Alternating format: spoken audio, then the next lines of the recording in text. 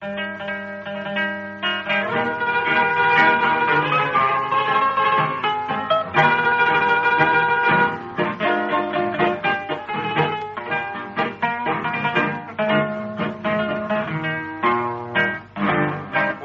la suerte que frena, fallando y fallando, te largue para. Cuando estés bien en la vía, sin rumbo desesperado, cuando no tengas ni fe, ni yerba ni hacer. Bueno, bienvenidas, bienvenidos a todos a este tercer encuentro del ciclo de charlas virtuales sobre teatro y filosofía que estamos organizando desde el INET con el objetivo de reflexionar justamente sobre las relaciones entre estos dos campos, ¿no? Entre el teatro y la filosofía, que han tenido un vínculo tan productivo y tan fructífero a lo largo de la historia de ambas, ¿no? Del teatro y de la filosofía, y que se ha abierto a múltiples lecturas, abordajes y puntos de contacto, ¿no? Y para esta tercera charla vamos a escuchar a la doctora Zulema Pugliese y al doctor Ricardo Pobbiersin, que van a exponer sobre la vida, poesía y teatro de Enrique Santos Discépolo, ¿no? Enrique Santos Discépolo es una figura realmente polifacética de nuestra cultura, ya que su obra se desarrolla tanto en el campo del teatro como de la música, del tango, de la radio, del cine, ¿no? Enrique Santos Discépolo fue actor y autor teatral, fue poeta, autor de letras de tango, fue monologuista radial, fue actor, guionista y director cinematográfico.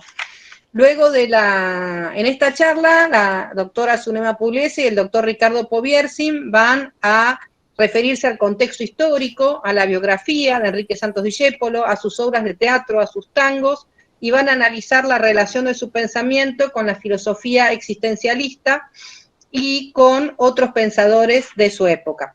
Luego de su exposición vamos a dar un espacio para el diálogo con los expositores que responderán las preguntas que ustedes hayan ido haciendo desde el chat, y luego una versión grabada de esta charla se podrá encontrar en el canal de YouTube del INET, a que le vamos a dejar ahora el link en el chat para que conozcan nuestro canal de YouTube.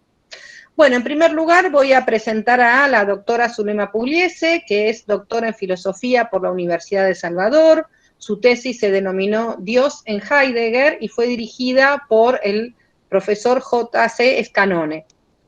Ella fue profesora en Teodicea de la Universidad de El Salvador y de Filosofía e Historia de la Ciencia y la Tecnología en el Colegio Jesús María de Bellavista. Es miembro del Grupo de Investigación Filosófica de la Universidad, con sede en la Academia Nacional de Ciencias, bajo la dirección de Roberto Walton desde 2008. Participó como conferencista y ponente en congresos internacionales en la Universidad Católica de Santa Fe, en la Academia Nacional de Ciencias de Buenos Aires y en la Universidad de Salvador de esta ciudad. Fue miembro del proyecto de investigación científica y tecnológica y investigadora del proyecto Fenomenología y Filosofía Primera en el año 2010. Es autora de artículos y publicaciones sobre Heidegger, Platón, Marion y Rombach, y autora del libro Dios en Heidegger, un pensamiento original y coherente recorrido de la mano de Dios. Actualmente realiza una investigación sobre filosofía en la poesía de Discépolo y una especialización en el pensamiento de Byung-Chul Han. Es miembro directivo de la Asociación Civil de Filósofos Pensar en Comunidad, dedicada a la difusión del pensamiento filosófico a través de jornadas, conferencias, talleres y congresos. Presentaremos ahora al doctor Ricardo Pobbiersin, que es doctor en Filosofía de la Universidad de El Salvador, docente e investigador. Trabajó entre 1996 y 2011 en el Centro de Estudios Filosóficos de la Academia Nacional de Ciencias de Buenos Aires, desarrollando temas de investigación en torno al pensamiento de Heidegger y la temática de la filosofía ambiental o ecofilosofía. Fue becado por la Universidad de Eichstätt en Alemania en el año 99, pertenece al grupo denominado El Nuevo Pensamiento, que dirigió el padre jesuita Juan Carlos Scanone.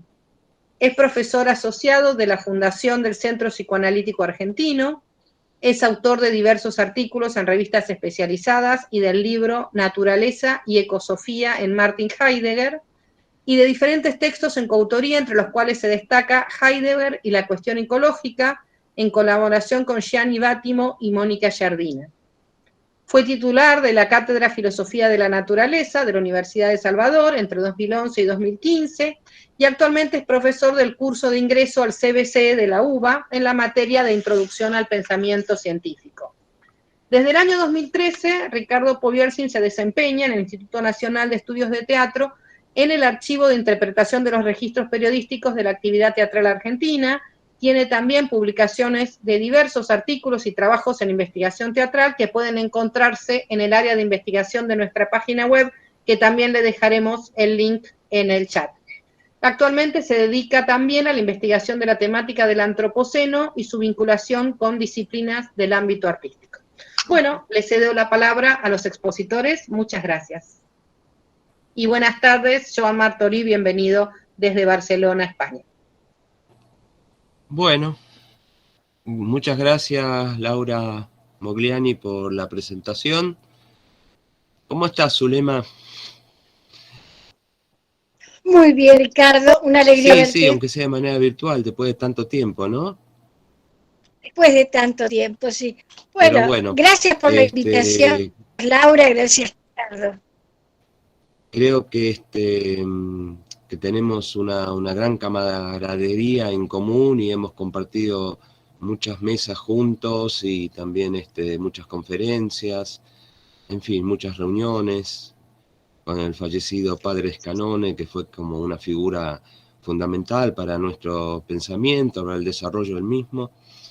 Y bueno, entonces un poco también queremos homenajearlo a él. Yendo ya a la temática acá propuesta,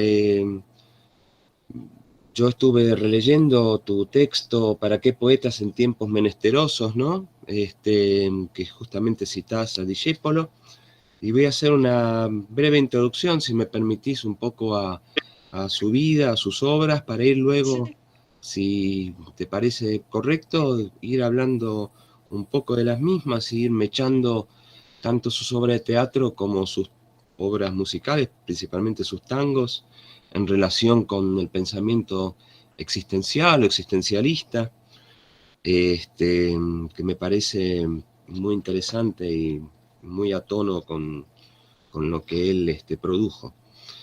En primer lugar, bueno, como introducción, ya lo dijo la directora del INET, Laura Mogliani, Discépolo fue un hombre muy prolífico en muchas áreas, fue un músico, fue letrista, fue director de teatro, fue actor, fue productor, fue compositor tanto de obras teatrales como de obras de tango, en fin, fue actor de teatro, como dije antes, fue director.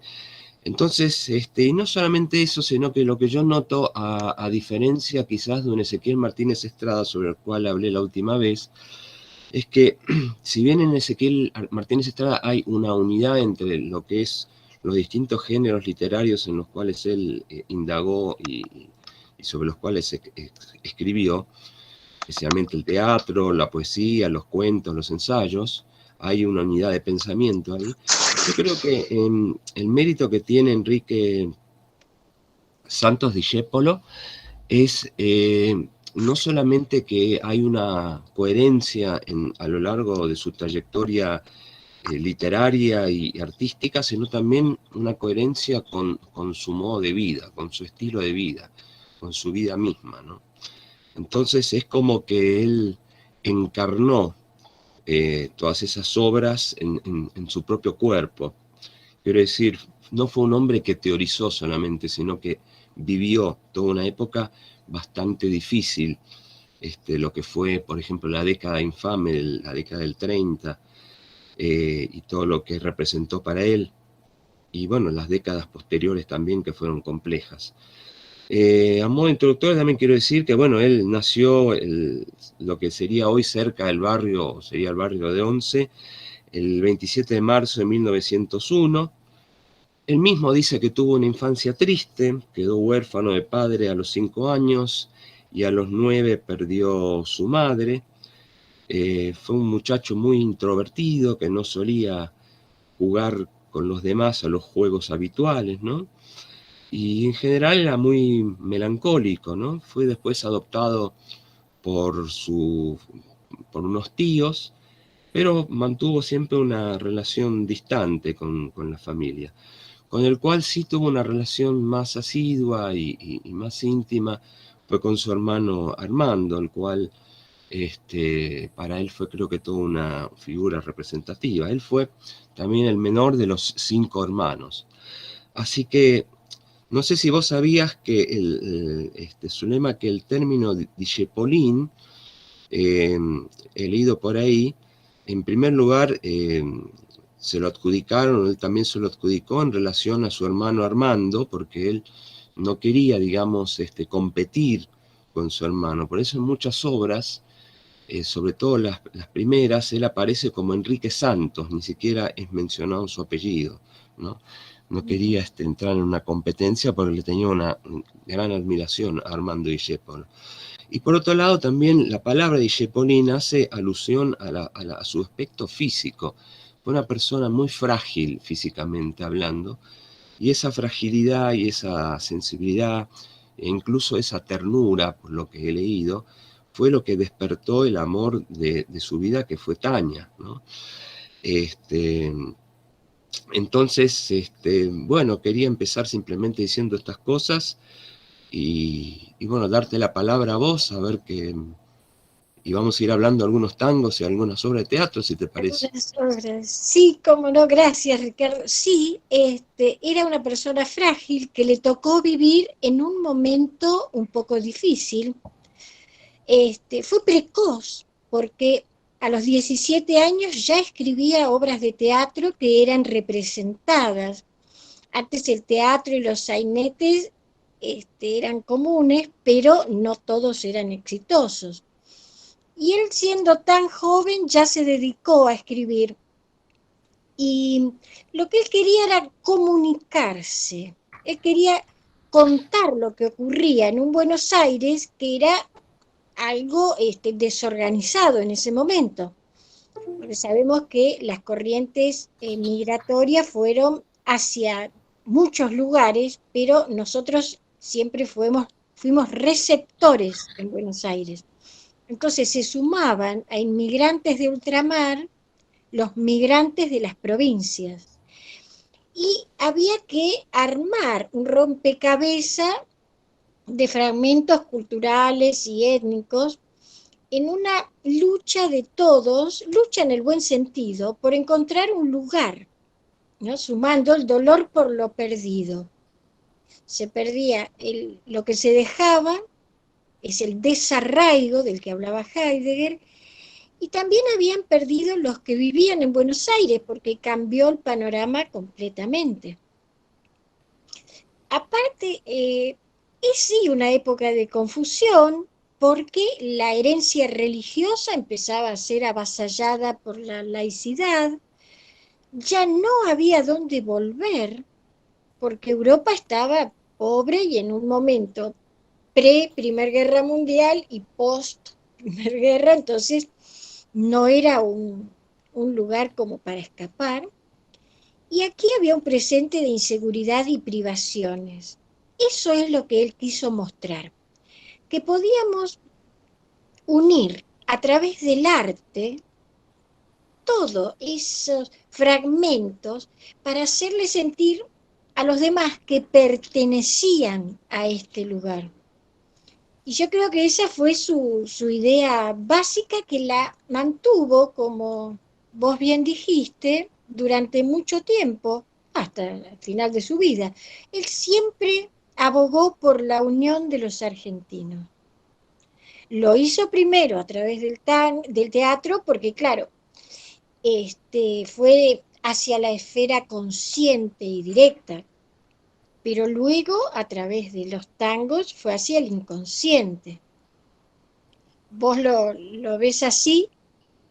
Sí, estaba pensando precisamente en su trayectoria, tanto en el teatro como el tango y también en el cine.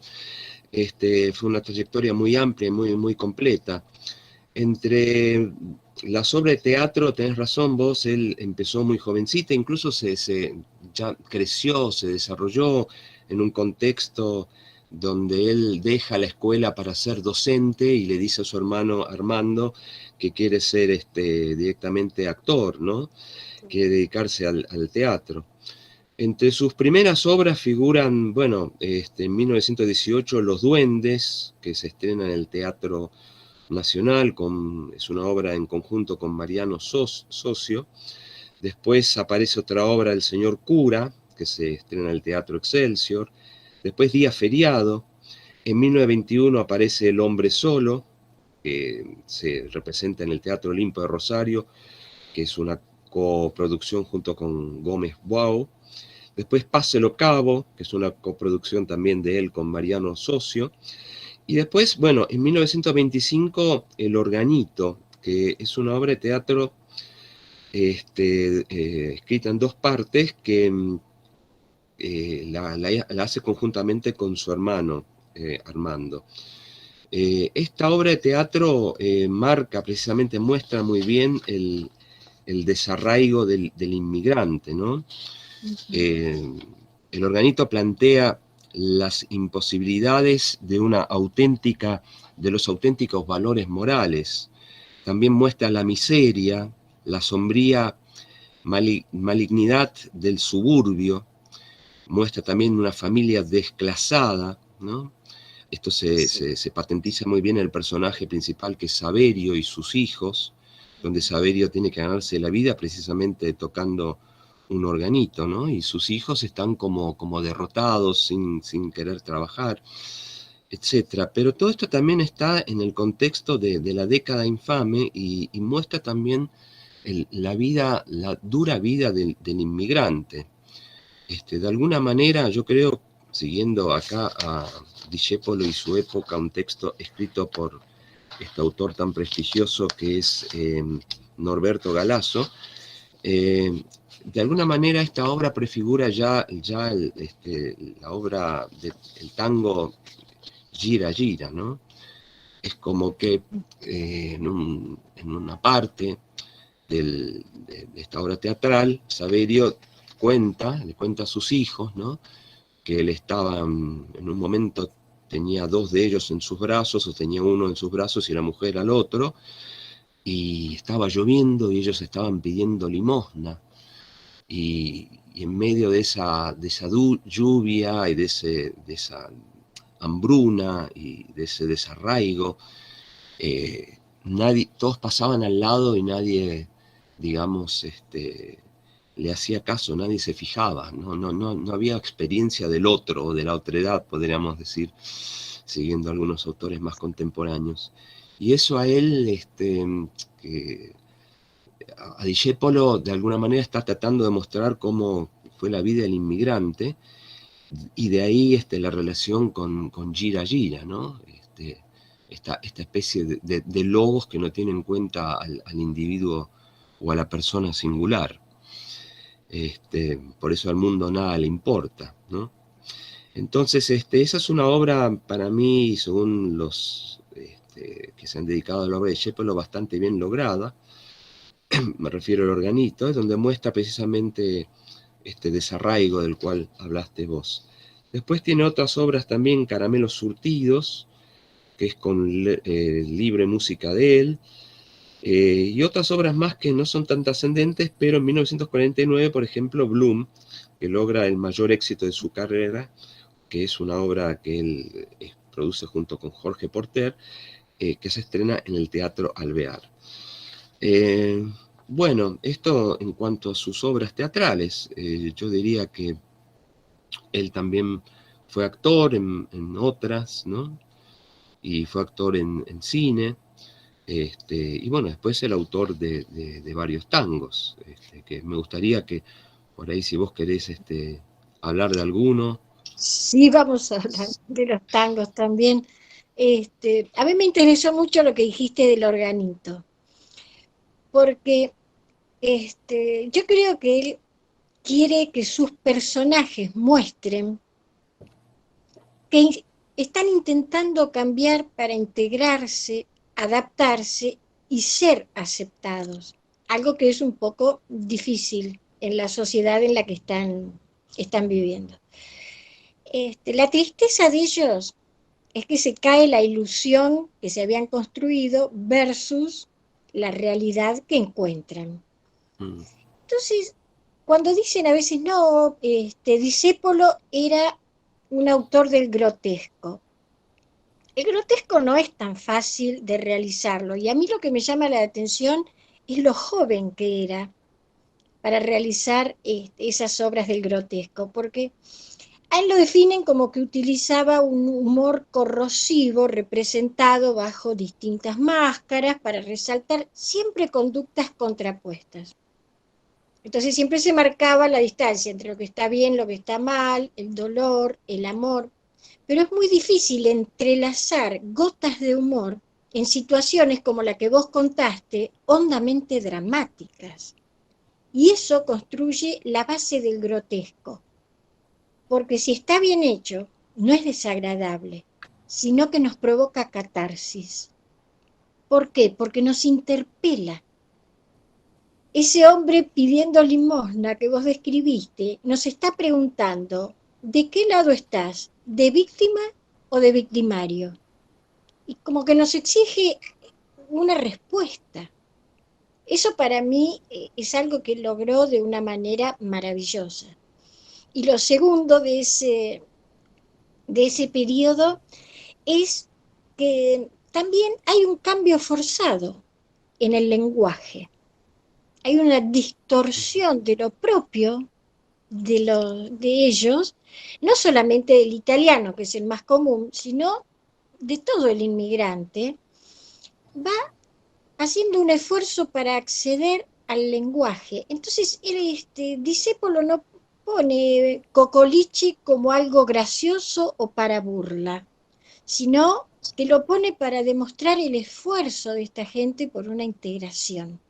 Y ahí nace el tango Que Bachaché, en 1926, donde todos comprendían lo que él quería decir. ¿Y qué tiene de bueno ese tango? Como vos decías, vamos a hablar un poco de los tangos. ¿Qué tiene de bueno? Que ya no habla de historias de ideales. Dejan atrás la noche porteña, el cabaret, y se mete de lleno en el ambiente diurno y cotidiano. Es decir, desde el primer momento Discépolo encara la realidad social, pero yo lo veo como que el uso del Cocoliche y de estos personajes es con mucho respeto y para mostrarnos a la sociedad un problema al que no debemos ser indiferentes, que era justo lo que hablabas vos, ¿no? Sí, sí, yendo más específico a los tangos, tengo entendido el primer tango que lo lanza a la fama y que también es un tango que tiene que ver con experiencias vividas de él, ¿no? Que es lo que yo quiero recalcar acá, porque fue un hombre que vivió, digamos, el Buenos Aires, ¿no? Vivió la ciudad, vivió los cafés, vivió la noche, vivió los cabarets. No hablaba desde la teoría, no hablaba desde el escritorio, sino que hablaba incluso desde esa experiencia vivida, desde ese existencialismo muy porteño. Y precisamente Esta noche me emborracho es uno de los tangos que lo lleva a la fama, o quizás el tango que más lo lleva a la fama, donde muestra no solamente el envejecimiento de una persona, de una prostituta, para decirlo así de manera directa, sino también muestra cómo era la vida del cabaret, ¿no? No nos olvidemos que en aquella época Argentina era el centro de la trata de blancas, era la capital del sur de la trata de blancas. Entonces, no es casual que pibas o chicas entrasen a los 15 años y a los 20, 25 ya estuviesen en fainé y descangalladas, ¿no? O sea, una vida muy difícil, muy dura, muy muy jodida, ¿no? Por decirlo de alguna manera directa. Y realmente él esto en esa letra lo demuestra muy bien y se gana el afecto de toda esa gente. Eso es una cosa muy también virtuosa en él. Tanto es así que cuando él fallece en 1951, que después vamos a hablar un poco también las causas y las razones de su muerte tan joven, al velorio y después al cementerio lo van a ver muchas de estas mujeres que le tenían un gran aprecio porque a partir de sus letras se sintieron representadas. Es decir, no fue un hombre, digamos, que habló, repito, desde un escritorio o desde la teoría, ¿no? Sino que fue un hombre que vivió eso, sintió eso y realmente se compenetró con la noche porteña. Y bueno, ese es un tango que a mí personalmente me llama mucho la atención y me gusta mucho, ¿no? Esta noche me emborracho porque es la decepción de un hombre que quizás se enamora de una de esas chicas y la ve años después y ve que está literalmente espiritando desde el punto de vista espiritual como corporal, destruida, devastada. Entonces eso no puede menos que llamarle la atención y bueno, escribe una letra con un ribete existencial fortísimo. Así que esto antes de que Bachaché, ¿no?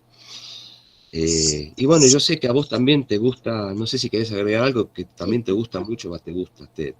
Me has confesado que te interesa mucho el tango Gira Gira. Sí, A mí me parece también es verdad. la letra espectacular realmente. Me gusta así Gira Gira, porque para mí es un tango bisagra. Él hasta el momento venía poetizando ciertos aspectos culturales y desde ese momento comienza con el tango denuncia. Es como ver la injusticia social y no comprender qué es lo que nos pasa que no lo vemos. Es de 1930. Y ya en la primera estrofa es lapidaria respecto a la condición humana, porque él no puede entender la indiferencia ante la miseria de los demás, que es lo que vos comentabas del organito. Y es un tango que tiene mucha filosofía, porque a mí me gusta cuando dice, gira y gira el mundo que es sordo y es mudo.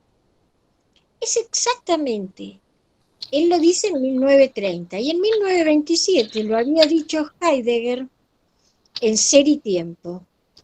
El mundo mundea. Entonces, eso es lo que hace. No va a hacer lo que las mentes racionales esperamos que hagan. Él lo único que está haciendo es lo que sabe hacer. Entonces, si nosotros como seres humanos le queremos imponer tanto a la naturaleza como a las sociedades que hagan lo que nosotros queremos, siempre nos vamos a desilusionar. Y él siempre siguió con esa comparación de opuestos. Eso de ver las ilusiones con las que vinieron muchos de los inmigrantes y la realidad con la que se encuentran. ¿Qué pasaba? Siempre se habló de que vinieron a hacerse la América. No todos vinieron a hacerse millonarios o un buen pasar. Algunos lo lograron. Otros simplemente querían construir un mundo mejor, dejar atrás una Europa devastada, conflictos enormes. Entonces esa idea era, no iban a ser un paraíso o la Arcadia, pero iban a ser un mundo más justo. Y la angustia que sienten, porque ante tanta indiferencia hay un momento en el que abren los ojos y dicen, bueno, no hay manera de hacer un mundo mejor porque nosotros estamos trasladando los mismos problemas acá. Y ese es el desencanto que sienten. Por eso es que me llena tanto Gira Gira, porque lo muestra a él en su faceta más sensible, diríamos. Y a vos, Ricardo, ¿cuál es el tango que, aparte del que nombraste, de este periodo post-30, que te gusta? Sí, Ahora te comento, a mí Gira Gira me encanta, realmente me parece el mejor tango logrado, también esta noche me emborracho y ya te cuento otros, pero acá quería leerte una entrevista que le han hecho a él, donde él habla de cómo surgió este tango. Él dice: ese tango nació en la calle, precisamente me lo inspiraron las calles de Buenos Aires, el hombre de Buenos Aires, la rabia de Buenos Aires. Yo no escribí esa canción con la mano, la padecí con el cuerpo. Quizá hoy, diría años más tarde, no lo hubiera escrito porque los golpes y los años serenan, pero entonces tenía 20 años menos y 1000 esperanzas más. Gira Gira se estrena el 5 de septiembre de 1930, al día siguiente un golpe de derecha derroca al gobierno popular de Irigoyen. Se inicia así la década infame, mientras el tango de Discépolo comienza a ganar los barrios, a ser tarareado en los cafés y silbado en las esquinas. Es muy interesante entonces, tanto lo que dice él al principio y después, bueno, lo que dice este autor, que es Galasso, cómo este tango fue escrito a partir de una experiencia vivida por él, como lo fueron escritos todos sus tangos y todas sus obras, la sensibilidad de Discepolín y también el contexto social, ¿no? O sea, comienza la década infame, una década que fue muy, muy violenta desde el punto de vista social, cultural, para la Argentina. Y una cosa que me quedé enganchado con lo que vos habías dicho, Zulema, es que no es casual también que los inmigrantes buscaran tierras nuevas, una tierra de un mejor porvenir, porque Europa se estaba a punto de despedazar, ¿no? Pensemos que cuando vive Discépolo ocurren tanto la Primera Guerra Mundial, que fue prácticamente una guerra entre familias, una cosa insólita y terrible, porque fue una guerra muy cruel, muy sangrienta. No es que la segunda no lo haya sido, pero ahí es como que se juntó la caballería con los tanques, con los gases, con la guerra química, en fin, una masacre realmente. Y después, bueno, la Segunda Guerra Mundial y el surgimiento tanto del totalitarismo nacionalsocialista como del totalitarismo stalinista. O sea, digamos, dos corrientes políticas, pero terribles, un nihilismo puro y pura destrucción.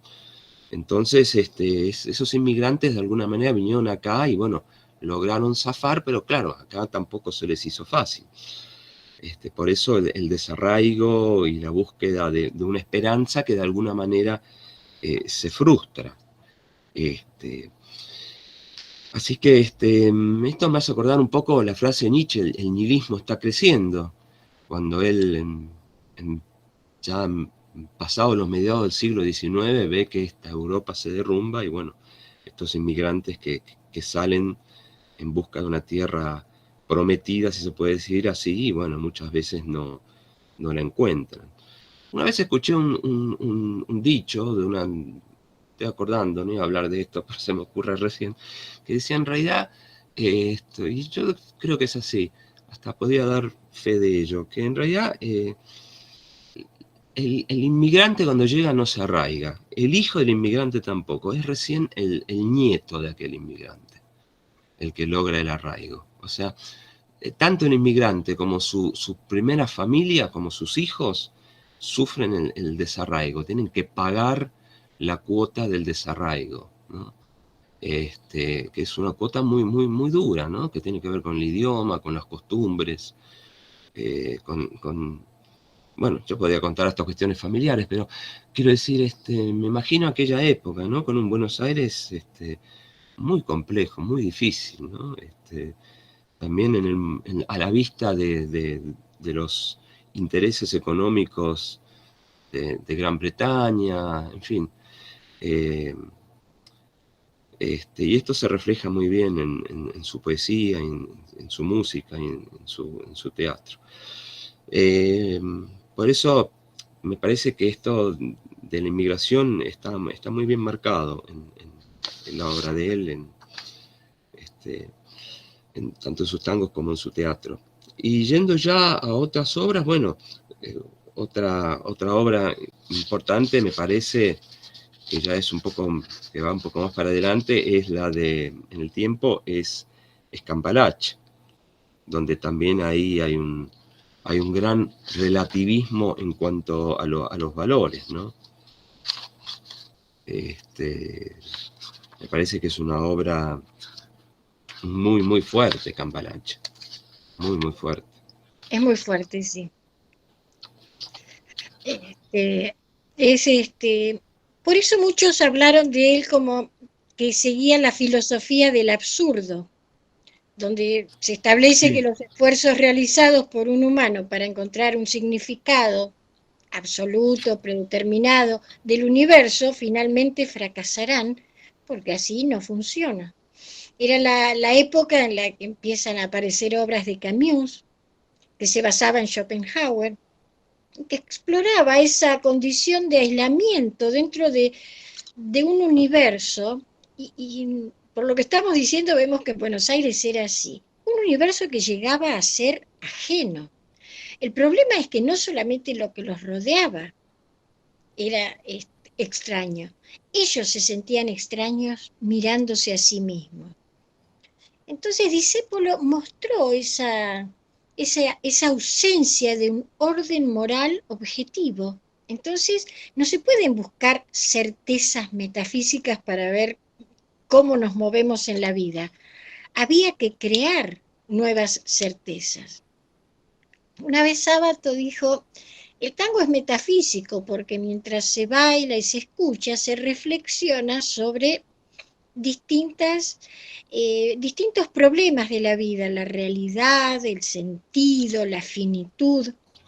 Sí, pero Discépolo dio un paso más, y como vos dijiste, la respuesta que da no es metafísica, sino que es existencialista. Bueno, Camus apareció después, sus obras de la filosofía del absurdo aparecieron después del tango Cambalache, pero sin embargo, Cambalache, él logró hacerlo en 3 minutos, expresar la misma idea, que eso también es un logro. Y una vez le dijeron, y ese es el himno nacional de ustedes. Y yo, siguiendo a Javier Sanguinetti, digo, no es solamente el himno. Nosotros tenemos un himno nacional que fue hecho hacia los ojos del mundo. Aquí estamos los argentinos que somos libres. Mírennos. Nació una nueva y gloriosa nación. Pero Cambalache es un himno a los ojos de los argentinos.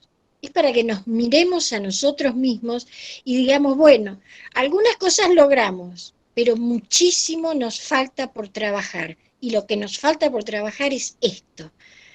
Por eso yo creo que sí, que es nuestro segundo himno. No sé vos cómo lo ves. Sí, en gran parte sí. También tiene que ver con, insisto mucho en esto, con el contexto, el panorama social argentino de la década infame, ¿no? Vos sabés que 1932 fue el año de mayor récord de suicidios en la Argentina, en Buenos Aires. No sé la cantidad, pero fue una cifra enorme. Y la década del 30 fallecieron incluso muchas personas conocidas, entre ellas se suicidaron. Entre ellos Horacio Quiroga en el 37, Leopoldo Lugones en el 38, Alfonsina Storni, Lisandro Latorre, Enrique Menéndez Calzada, Enrique Lancón, Edmundo Montaigne. Es decir, toda esa gente de alguna manera no es casual, digamos, esta seguidilla de suicidios, tanto de la gente, de los ciudadanos comunes, como estas figuras políticas y artísticas. De alguna manera ellos sintieron el desencanto, el desarraigo, el nihilismo, y bueno, y la desesperación los llevó a ese punto tan extremo, ¿no? Que es el suicidio. Entonces me parece que hay también un tango de él que se llama Desencanto, donde dice: esa radiografía espiritual de Discépolo y del argentino del 30 se estrena poco después de la muerte de Quiroga y poco antes de los suicidios de Alfonsina y de Lugones. aquellos escritores que también dejaron oír su corazón en ese clima asfixiante de la Argentina semicolonial.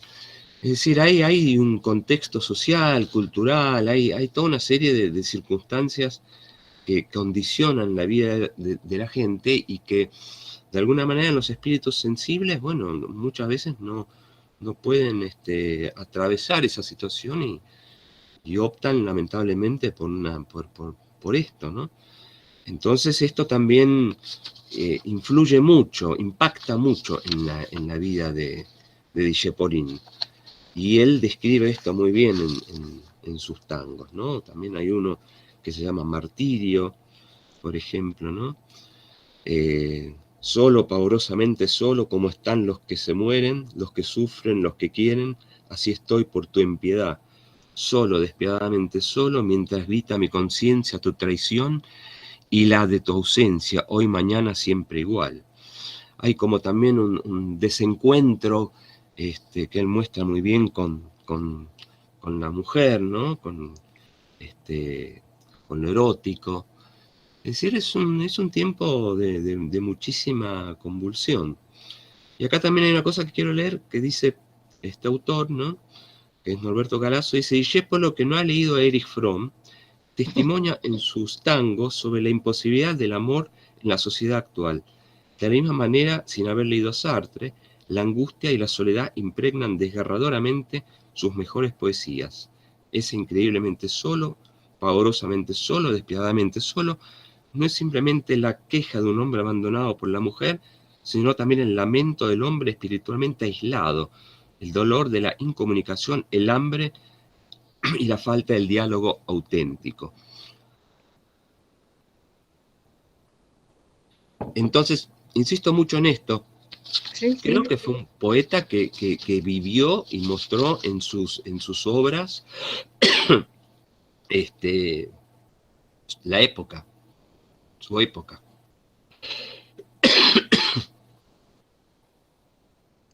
Sí, reflejó su época. Él se dio cuenta que en ese momento lo que faltaba era sentido. Pero ¿por qué nos faltaba sentido a los habitantes de Buenos Aires?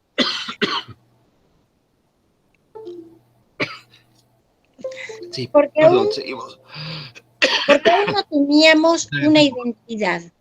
Solamente había un atisbo así de un orden en la historia para ayudar y que no sea todo imprevisibilidad.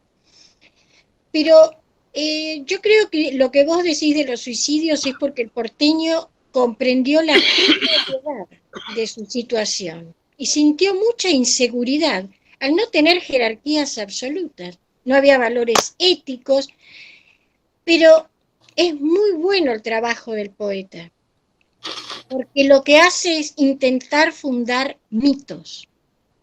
Entonces, ¿qué hace? A través de su poesía, de los tangos, construye arquetipos que, como pueden, nos muestran la conexión emocional del individuo con el subconsciente colectivo. Entonces se establece una visión de mundo común a un pueblo que se está formando y está formando su propio universo simbólico. Entonces ahí empiezan a aparecer el arrabal, la milonguita, el cafillo, como que todos sabemos bien quiénes somos. Así no los hayamos visto nunca, ya no formamos la idea, porque los mitos no siempre se pueden formar del mismo modo. El mito, si vamos a decir cómo es de una manera clásica, es como la Odisea, ¿no? Sale el fundador, madura a través de situaciones que resuelve y retorna habiendo cambiado. Acá no, acá Buenos Aires es llegada. Por lo tanto, lo único que hay para elaborar es oposiciones y diferencias. Entonces, ¿qué es lo que hace, para mí, que lo hace tan grande a Discépolo?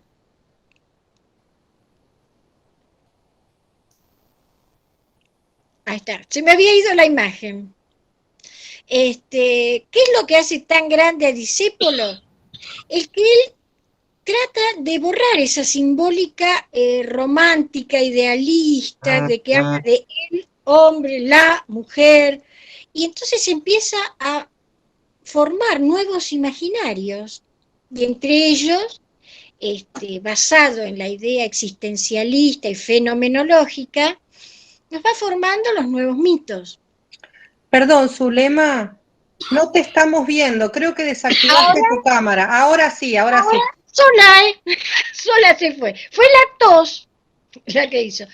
Hay una forma a veces que hablamos de los mitos y nuestra seguridad, que es como, yo siempre lo cuento, y digo, cuando los atenienses hace 3000 años vivían en la base del Monte Olimpo, ellos sabían que en la cima estaban los dioses, esa cima que estaba como oculta entre unas nubes, que le daba un halo de misterio, pero nunca un ateniense subía a un monte que no es demasiado elevado a constatar si los dioses estaban ahí. Ellos sabían que estaban.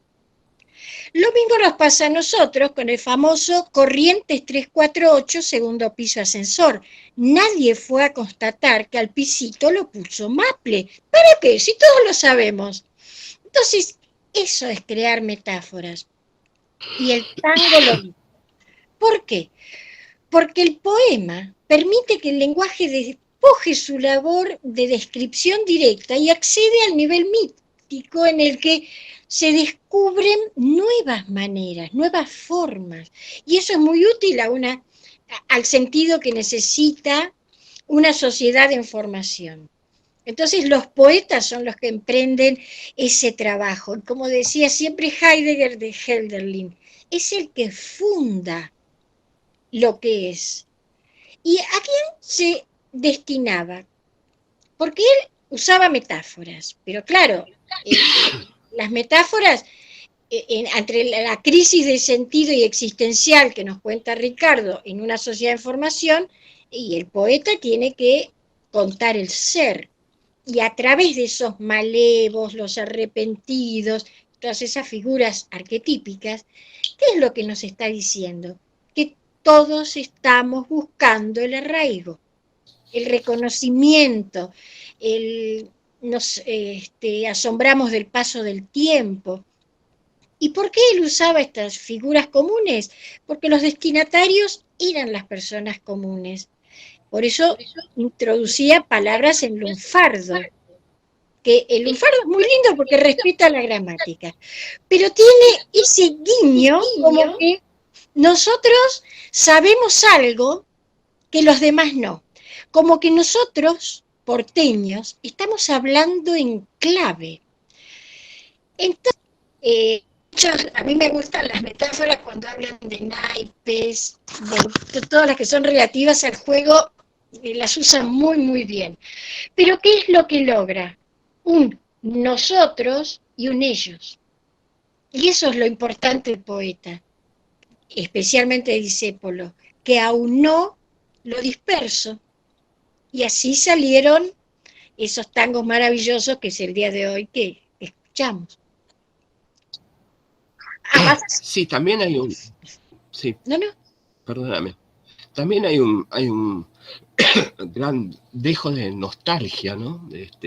Por ese país, por esa tierra prometida, etcétera, de alguna manera que se refleja en los tangos. Yo estoy pensando en un contemporáneo suyo, que fue Homero Manzi, que escribió Sur, ¿no? Cómo esa Buenos Aires de aquella época también se va transformando al compás de una modernidad impuesta, ¿no? Esto un poco yo lo comenté la vez pasada cuando hablaba sobre Ezequiel Martínez Estrada y radiografía de La Pampa, ¿no? De algún modo había que seguir el modelo europeo en todos los aspectos, y Buenos Aires, bueno, empezó a convertirse de ser un lugar casi aldeano a ser una ciudad y después, bueno, una mega ciudad. Y esto también se refleja, por ejemplo, bueno, como dije antes, en Sur, de Homero Manzi. Es decir, fue toda una generación de él, Armando, Homero Manzi y otros de personas que vivieron esa época. y la reflejaron en sus obras. Ahora, quería comentar algo que me pareció muy interesante.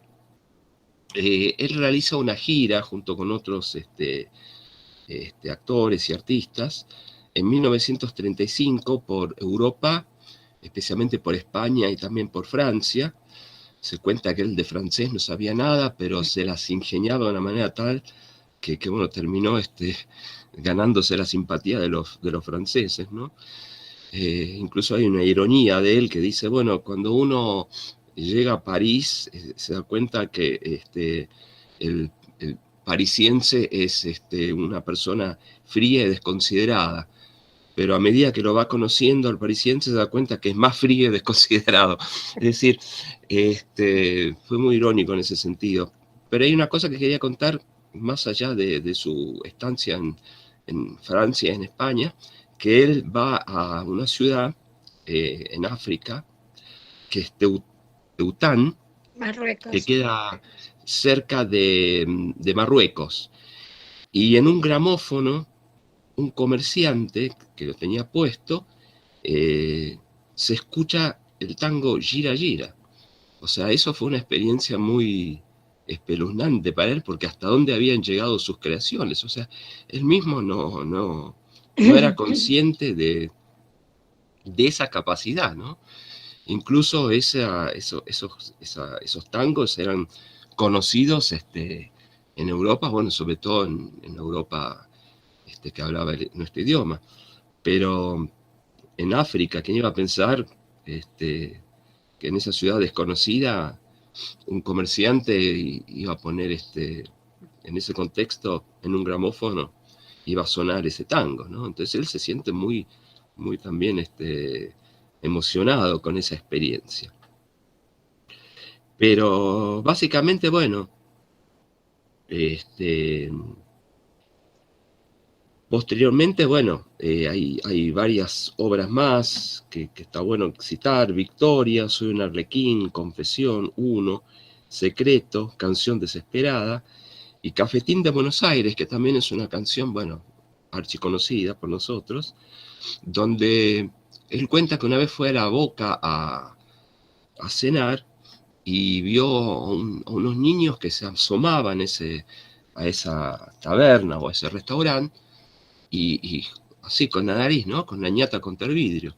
Y eso lo hizo evocar su infancia, cuando él mismo veía esos lugares, esos bares o esos cafetines como algo inalcanzable, como algo que se soñaba. E incluso esto también que Cafetín de Buenos Aires, la relación que tiene de contención que brinda, ¿no? Que canta evoca su primer desamor, ¿no? De alguna manera, por eso lo compara con la madre. Eso es lo único que se comparó con mi vieja, etc. Es decir, una persona indudablemente muy sensible que necesitaba mucho a la gente, y ese necesitar de la gente lo va a llevar a apostar por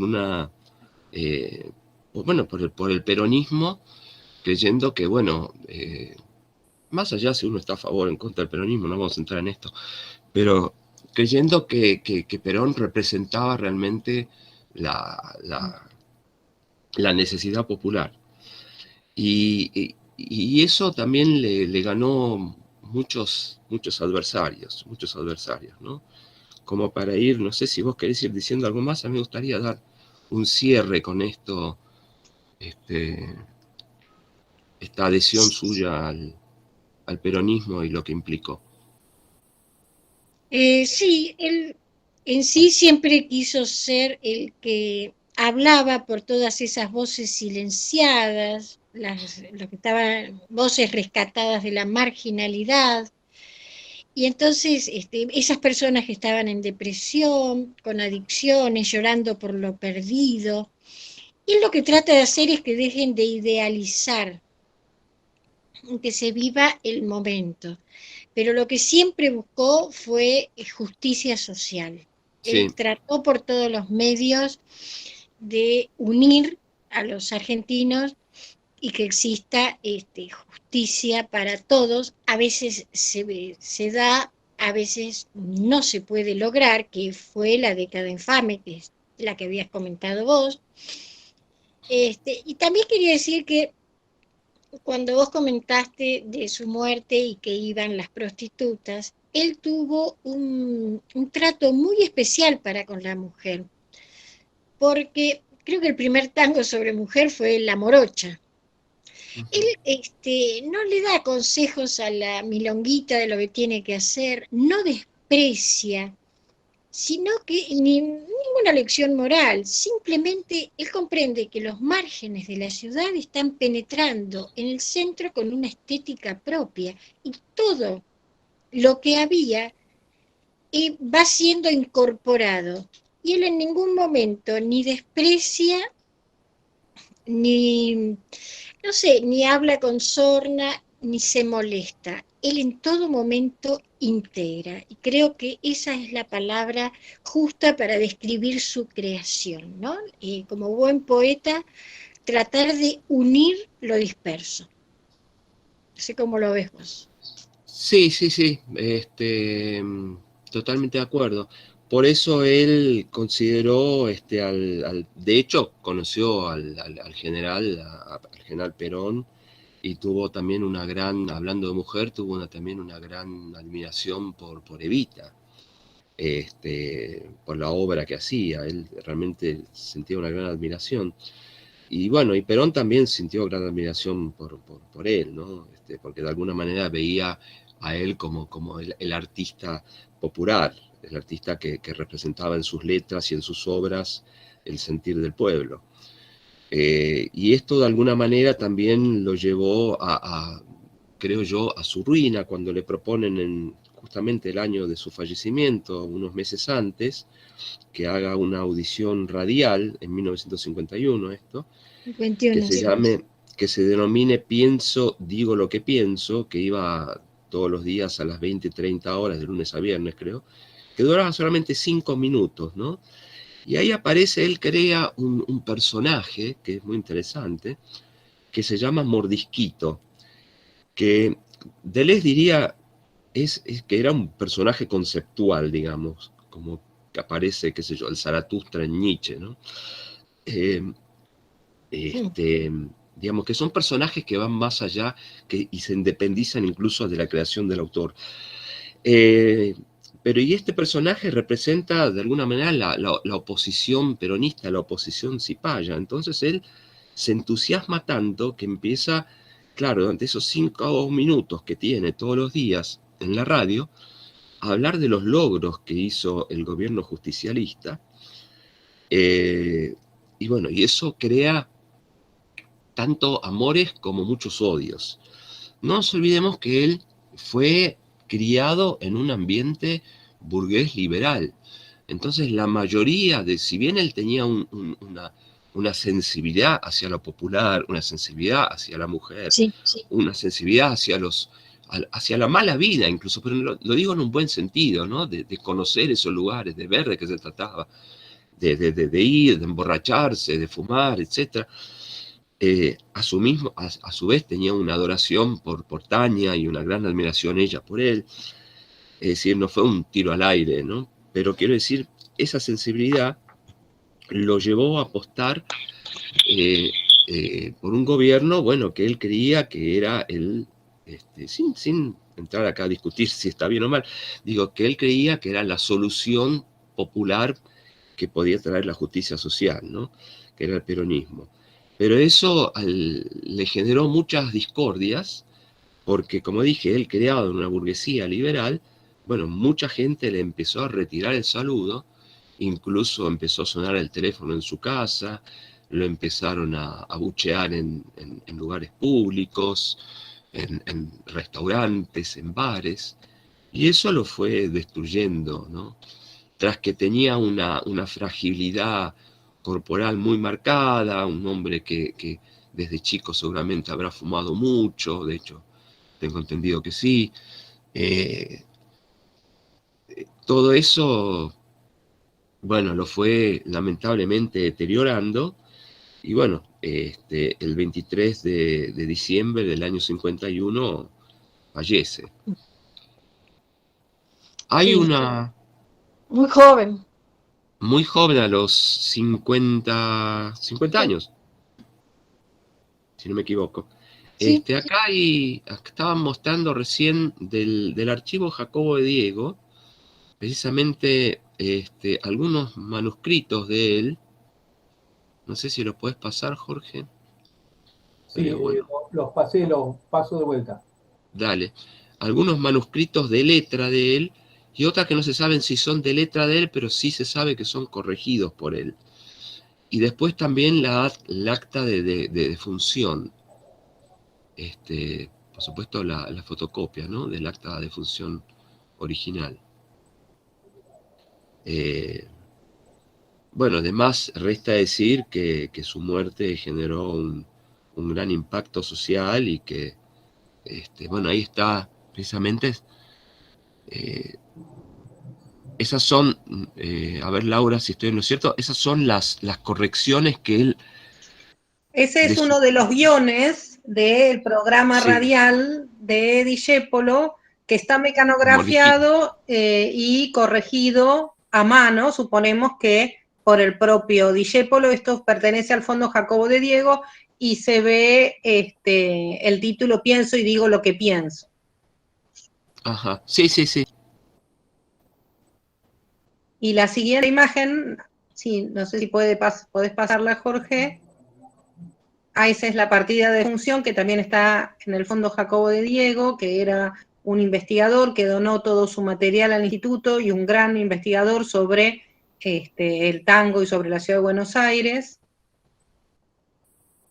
Y un gran coleccionista y que coleccionaba estos documentos que él era muy afecto a conseguir.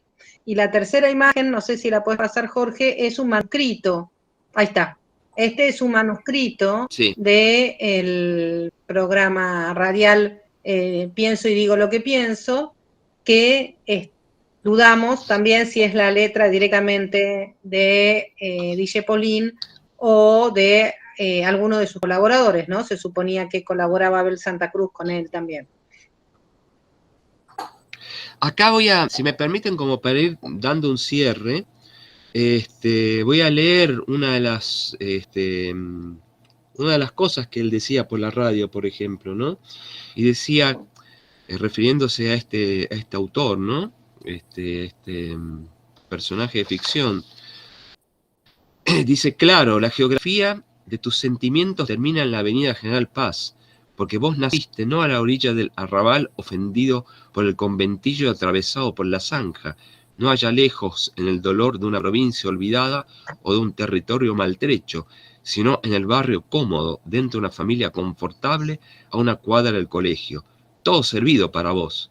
Vos no conociste el drama de los changos descalzos que llegaban en burro a la escuela, una escuelita de barro, y a una legua, a 2, a 10, tan lejos de la casa y tan cerca del hambre.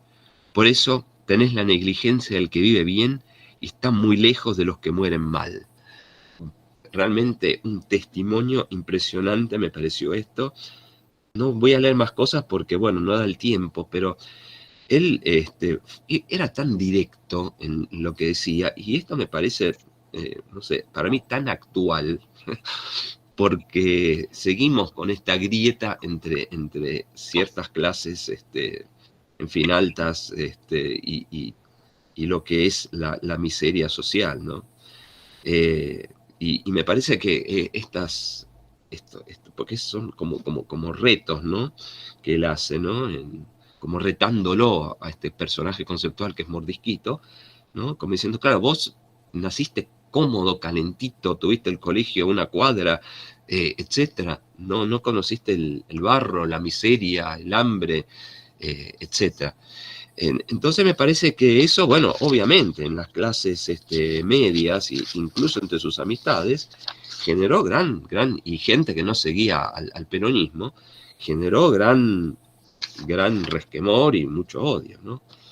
Y bueno, y indudablemente él dudó, y termino ahora sí, él dudó en aceptar ese programa, pero finalmente su admiración por Perón fue tan grande, y por Evita, y por lo que él creía que habían hecho, que bueno, que lo aceptó, y ahí es como que hizo una catarsis en ese programa de radio, con Mordisquito, ¿no?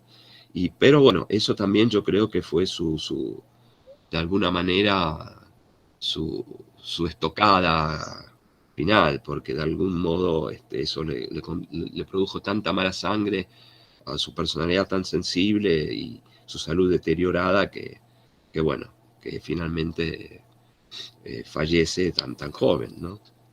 Sí, vos comentás muy bien que él dudó, y una de las causas por las que dudó era por la censura previa a la que tenía que someter todo lo que iba a hablar. Y eso a él mucho no le gustaba, pero después accedió.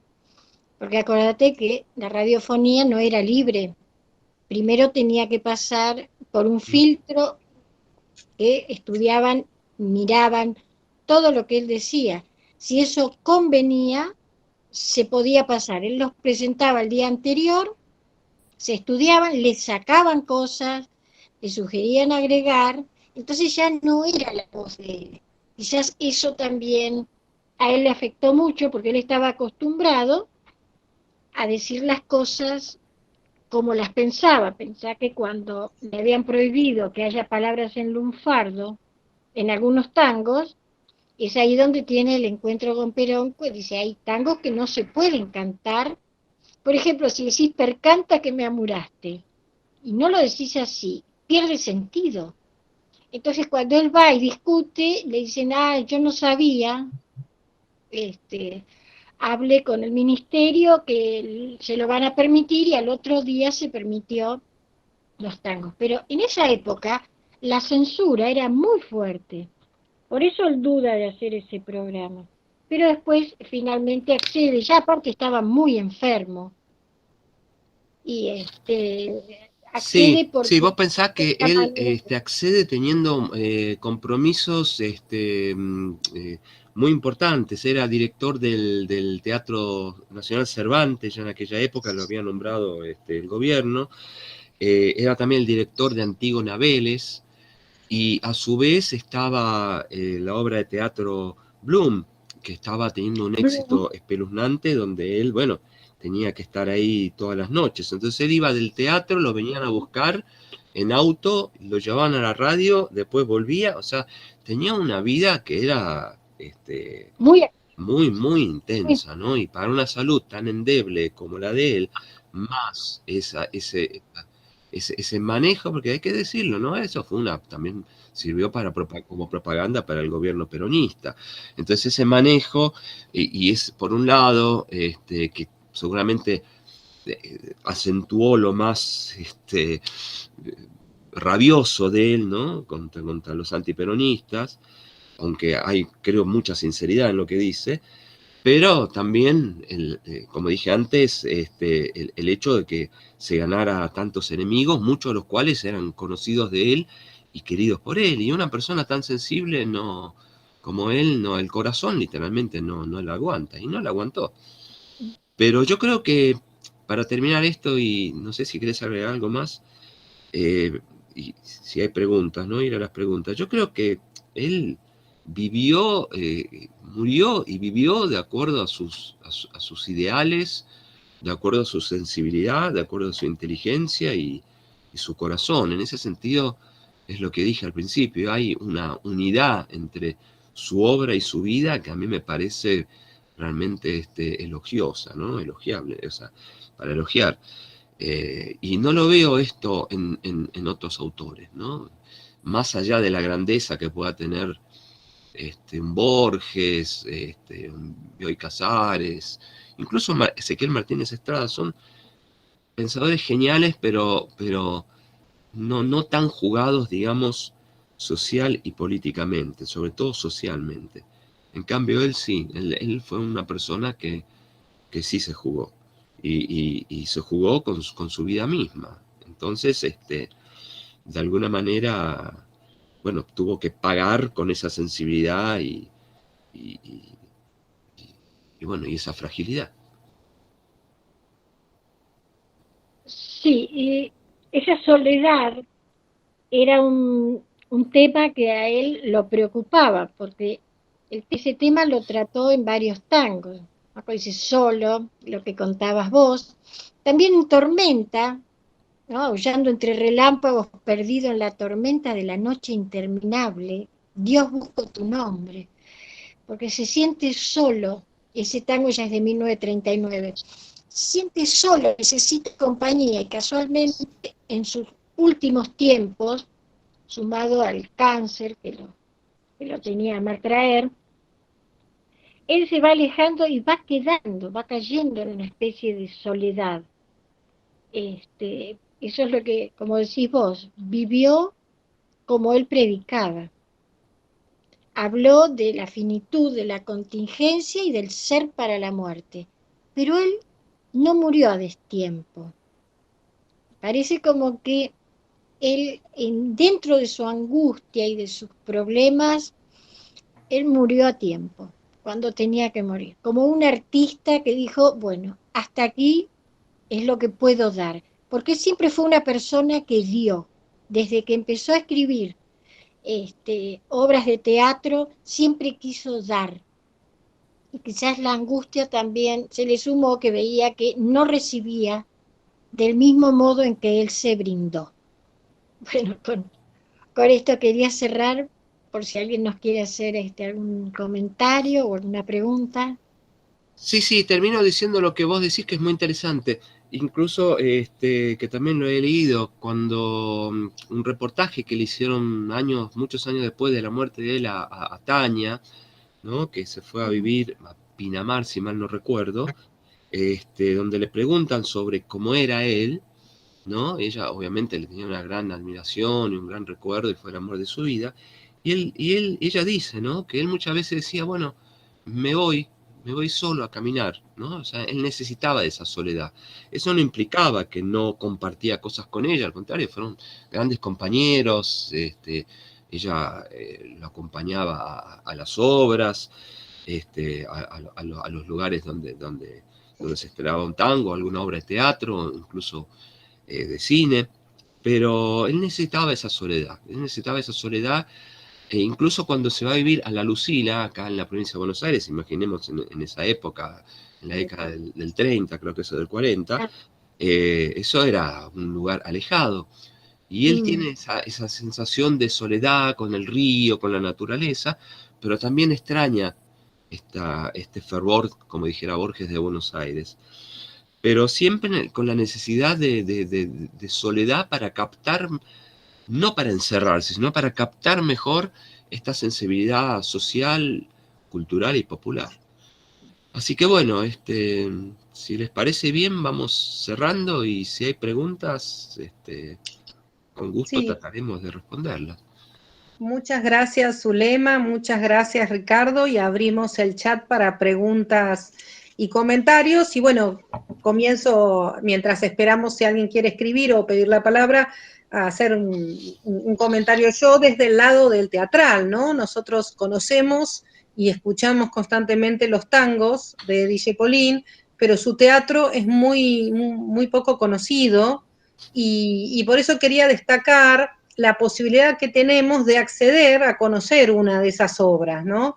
Vos, Ricardo, mencionaste Bloom. Bloom es una obra que él escribe con Julio Porter, que estrena en el 49, y que lo muy importante es que él la estrena como protagonista, como actor. Sí. Él actúa ese rol, y esa obra se repuso en el año 2018 en el teatro, en el Complejo Teatral de Buenos Aires, en el teatro, creo que en el Alvear, o en el Regio, no me acuerdo cuál de los dos, con Humberto Tortonese, que visualmente, que tiene una imagen de delgadez y de desamparo muy coincidente con la de DJ Polín, y que gracias a la pandemia y a estas nuevas formas de acceder que tenemos al teatro a través de lo digital, el Complejo Teatral de Buenos Aires lo subió a su plataforma web, en el marco del programa Cultura en Casa. Yo, de hecho, no la había visto la obra, la vi en plena pandemia en formato digital, y yo,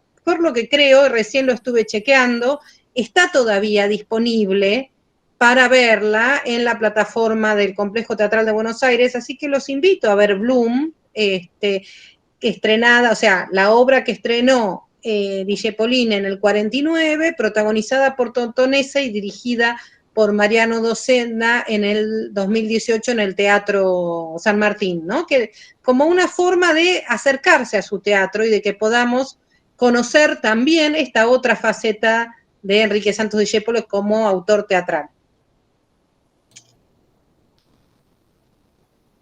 Bueno, Esther Trozo nos comenta, profundamente agradecida por la calidad y también la calidez amorosa con los que nos han hablado de Discépolo, y bueno, y se despide. No sé si alguien quiere hacer una pregunta, pedir la palabra, pueden usar el chat, pueden levantar la mano, pero no veo todas las pantallas, así que quizás no sea lo más eficiente, pero tienen una manito aquí debajo que la pueden levantar si alguien quiere hacer algún comentario. O escribir en el chat algún comentario o pregunta para los expositores.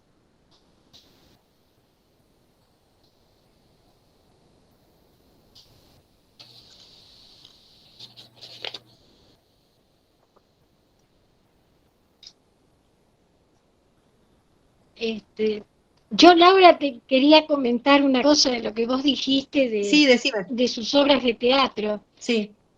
Que generalmente cuando se estudia Discépolo, bueno, lo digo por mi caso, se usa el teatro para entender bien cómo manejaba él el grotesco, porque realmente tenía un arte espectacular, y tanto el uso del cocoliche como las situaciones del grotesco. Y a sus primeros tangos, Victoria, justo el 31, esa es la idea. Por eso a veces estudiamos las primeras obras de teatro de él, cuando era tan jovencito, para después compararlo con los primeros tangos. Pero realmente esta historia de Bloom que nos acabas de contar es un dato muy, muy bueno, te lo agradezco.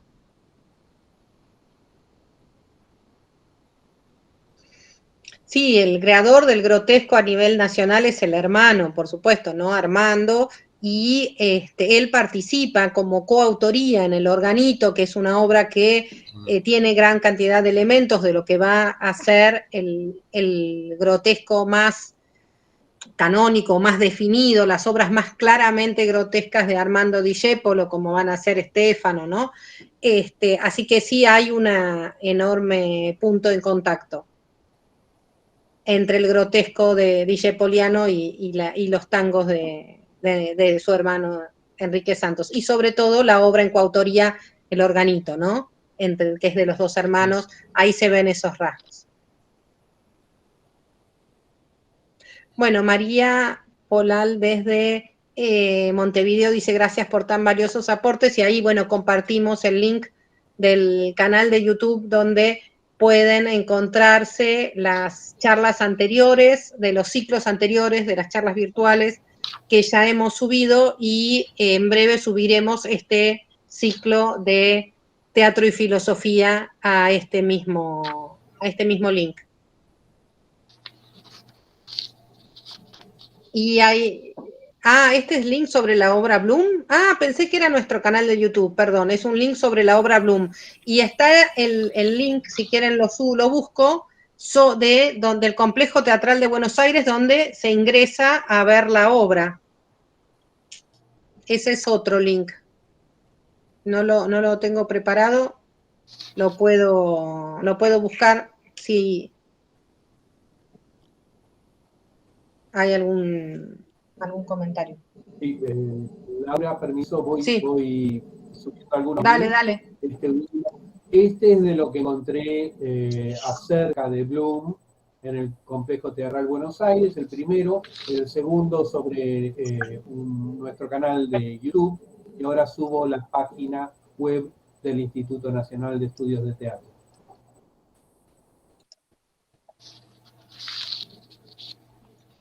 Y yo les comparto el link donde pueden ver Bloom, ¿sí? donde gracias a esta nueva modalidad del Complejo Teatral de Buenos Aires pueden ver la obra completa Bloom. Por lo que parece, dice, hay un link que dice ver online, así que pueden entrar ahí y ver la obra completa online. Y ahí en la página web que acaba de compartir Jorge están, por ejemplo, las investigaciones, como les contaba, bueno, hechas por diferentes investigadores en el INET, entre ellos las obras de Ricardo Poviersim, subidas en la página web en la pestaña Investigación. Bueno, gracias. Bueno, no sé si alguien quiere hacer algún comentario más, alguna pregunta. Yo veo bienvenida Elizabeth Otero, que se acaba de sumar. Y no sé si alguien quiere hacer un comentario más, alguna pregunta a los expositores o los mismos expositores, algo para ir cerrando antes de... Graciela Ritaco, bienvenida, que la veo también, dice muy interesante lo aportado por los expositores, gracias. Un gran saludo a Graciela, ¿eh? ¿Cómo andás? Un gran saludo te mando.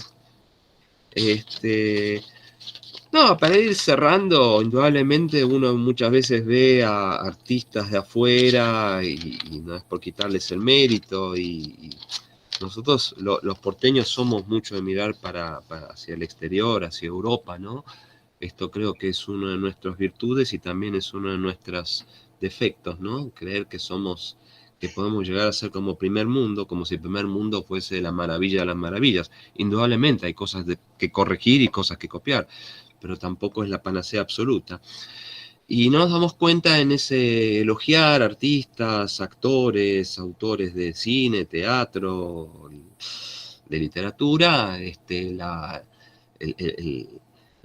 caudal, la gente que hemos tenido y que tenemos acá, ¿no? Bueno, Discépolo para mí es un exponente fiel de esa Argentina, de esa década infame, de esa década de principios también de los 900, cuando él nace, y después es adolescente, de esa inmigración que llega, llena de esperanza, que ya había llegado en el siglo XIX, pero después hubo otras corrientes inmigratorias. Por ejemplo, los polacos llegaron en tres, lo digo desde lo que sé, ¿no? Por ser descendiente polaco, llegaron en 3 o 4 oleadas, creo que 2 en el siglo XIX y después y 2 en el siglo XX. Una después de la Primera Guerra Mundial y otra después de la Segunda Guerra Mundial. Los de la Segunda Guerra Mundial fueron los más golpeados, obviamente. Pero uno nota que pasa esto, ¿no? Es un hombre que, Discépolo ha sido un hombre que ha sabido captar el ser nacional realmente, ¿no? Y eso es lo grandioso, ¿no? Porque uno puede hablar de un Rilke, de un Hölderlin, etcétera, de poetas y escritores europeos que son magnánimos, y con una prosa sublime, pero a veces se olvida de los grandes autores que hemos tenido acá. Y bueno, Discépolo para mí es todo un ejemplo, ¿no? De una época y bueno, también creo que debería dársele más importancia quizás en la educación, en las artes o en la literatura, en fin, incluso en la filosofía misma, ¿por qué no? Lo que dijiste vos, Zulema, hay como una relación muy, muy concreta entre su pensamiento y el pensamiento de un Albert Camus o incluso en parte de un Jean-Paul Sartre, Heidegger, es decir, podemos hacer nexos ahí muy, muy interesantes, ¿no?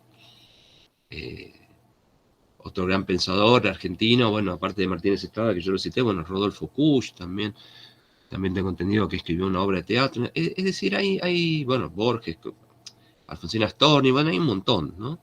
Pero quiero decir, hay que empezar a valorar un poco también lo nuestro, ¿no? Y no lo digo desde un tono nacionalista, porque muy lejos de mí está el nacionalismo, pero sí de un afán de arraigo. Si queremos buscar el arraigo, tenemos que indagar en las fuentes de la historia. Y bueno, esto es una fuente vastísima y riquísima que que nos enseña mucho, ¿no? Y que todavía tienen mucho que decirnos. Me parece a mí al menos. Sí, sí, yo estoy muy de acuerdo, porque Discépolo ahondó en la temática filosófica en sus poemas. Lo que pasa es que a veces contar algo en 3 minutos no es lo mismo que escribir una novela o libros de filosofía. Pero cuando hacemos paralelismo, como dijiste vos, Camus, Heidegger, Baudelaire, encontramos mucha similitud. Era un adelantado a su tiempo. Él estaba en un nivel muy alto porque en 3 minutos no se puede poner una sola palabra mal, porque son segundos que se pierden de tiempo. Entonces, el trabajo para formar oraciones perfectas y aparte a un ritmo musical no es fácil. Realmente es un trabajo muy difícil. Sin embargo, él logró solucionarlo de una manera muy interesante y creo que en esa búsqueda de identidad del porteño, él ha sido el soporte, él le ha dado elementos al porteño para que encuentre su identidad, que es una forma clara de existencialismo. Cuando decimos, ¿qué viene primero? ¿La esencia o la existencia? Acá el porteño existió, se mostró y después se lo llamó porteño. Pero cuando el porteño se encontró, ahí estaba Discépolo, con sus mitos, con sus tangos, con su lunfardo, ayudándolo. Esa es mi idea de este gran poeta. Bueno, hay 2 comentarios en el chat. María Polal dice que piensa que tal vez la filosofía tenga una deuda con Discépolo, que es un poco lo que estaban comentando recién. Y Andrea Ruiz de Alegría dice, el mercado de la felicidad oculta un poco al tango, pero es siempre interesante seguir trayendo a grandes autores nacionales. Sí. Y después hay, no sé si quieren agregar algo, porque hay una tercera pregunta que da para el cierre. Dale. María Polal pregunta, ¿cuándo es la próxima? Y entonces me da el pie para hacer la publicidad de nuestra próxima charla. En principio, o sea, a lo mejor puede haber algún cambio, pero en principio, Pollack dice Polal en tu presentación, es Pollack, tenés razón. Tenés que corregir la presentación. En principio, puede haber alguna novedad antes, pero en principio los invito a todos a la próxima charla que va a ser el 14 de diciembre, donde Carolina Resnick, que es una investigadora especializada en historia del teatro griego, sobre el cual ha hecho su maestría y está haciendo ahora su doctorado, sobre todo sobre la puesta en escena del teatro griego a partir del pensamiento de Aristóteles, en la poética de Aristóteles y en la retórica de Aristóteles. Trabaja estos 2 textos como fuente para ver cuál era la postura, la mirada de Aristóteles sobre la puesta en escena, y aparte ahora está haciendo un trabajo interesantísimo analizando la cerámica griega y las diferentes imágenes y representaciones del teatro griego en la cerámica, como fuentes para reconstruir cómo era la puesta en escena, ¿no? Su objetivo es no trabajar tanto como ha trabajado hasta ahora la historia del teatro sobre los textos griegos, sino reconstruir cómo era la puesta en escena en base a las imágenes de las representaciones teatrales presentes en cerámicas griegas, en textos diferentes tipos de textos que han quedado desde la antigüedad y en la obra de Aristóteles. Así que será el martes 14 de diciembre a las 17 horas con que presentaremos la próxima charla virtual. A menos que tengamos alguna novedad antes, que se las comunicaremos, esa es nuestra próxima agenda. Así que bueno, agradecemos muchísimo a Zulema Pugliese y a Ricardo Poviersin sus aportes y su charla y la mirada que nos han brindado sobre la obra de Enrique Santos Discépolo, y agradecemos a cada uno de ustedes su presencia aquí con nosotros, volviendo a corroborar lo lindo del encuentro virtual, ¿no? La posibilidad de encontrarnos a la distancia compartiendo un tema de interés común y vernos a la distancia. Recién saluda a Joan Martorí, dice gracias por los aportes y los enlaces para poder profundizar en la obra de Santos Discépolo desde Barcelona. Se nos acaba de ir María Esther Badín, que estaba en Francia, ¿no? Tenemos, la verdad, la posibilidad de compartir estas charlas y encontrarnos virtualmente, lo que no es menos realmente, ¿no? O sea que realmente estos espacios son un verdadero espacio de encuentro. Así que les agradezco muchísimo y espero volverlos a ver en las próximas actividades que organicemos desde el Instituto Nacional de Estudios de Teatro. Y muchas gracias de nuevo, Sí. Zulema y Ricardo.